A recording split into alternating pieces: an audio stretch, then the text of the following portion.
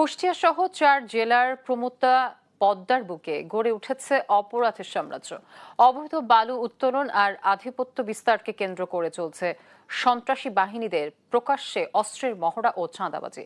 এতে একদিকে যেমন বালু মহাল থেকে কোটি টাকার রাজস্ব হারাচ্ছে সরকার, অন্যদিকে সাধারণ মানুষের কাছে অনিরাপদ হয়ে উঠেছে নদীপথ। বাকিটা জানাচ্ছেন আমাদের সহকর্মী নাহিদ হাসান তিতাস।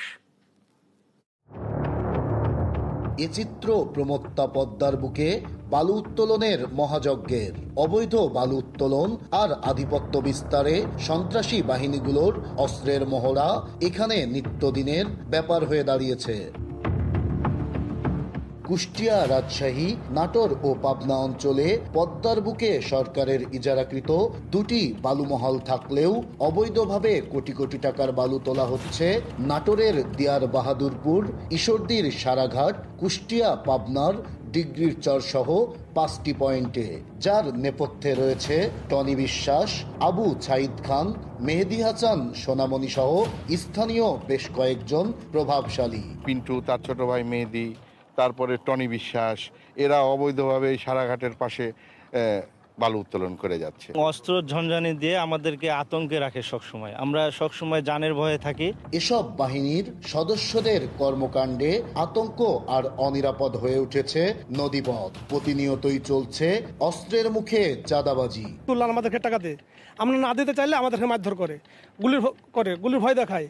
আমাদের এক মাঝিকে ধরে মারকে সেদেরকে হাত পা ভেঙে দিয়েছে। টাকা দিতে দেরি হলেই কথা ছাড়াই গুলি চালায়, গোটা চর এরা দখল করে রেখেছে। এসব বিষয় নিয়ে অভিযুক্তদের সাথে বারবার যোগাযোগের চেষ্টা করেও তাদের পাওয়া যায়নি। মোবাইল ফোনও পাওয়া যায় বন্ধ।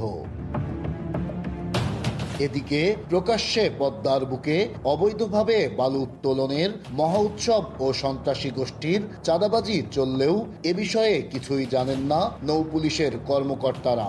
তবে অবৈধভাবে বালু উত্তোলনে জড়িতদের বিরুদ্ধে ব্যবস্থা নেওয়ার আশ্বাস জেলা প্রশাসকের। হাইকোর্টের নির্দেশে যেগুলো ওটাই এগুলো আমরা বন্ধ করে দিচ্ছি। ওর টেবিলে আমাদের কোনো শেল্টার নাই। আমাদের আইন শৃঙ্খলা নদীতে সবসময় টহল ডিউটি আছে। অবৈধভাবে বালু উত্তোলন করা না হয় সে বিষয়ে জেলা প্রশাসন কুষ্টিয়া কার্যকরী ব্যবস্থা গ্রহণ করবে। অপরাধীদের দৌরাত্ম্য বন্ধে জড়িতদের দ্রুত আইনের আওতায় আনা সহ প্রশাসনের নজরদারি বৃদ্ধির তাগিদ স্থানীয়দের। নাহিদ হাসান তিতাস, দেশ টিভি, কুষ্টিয়া।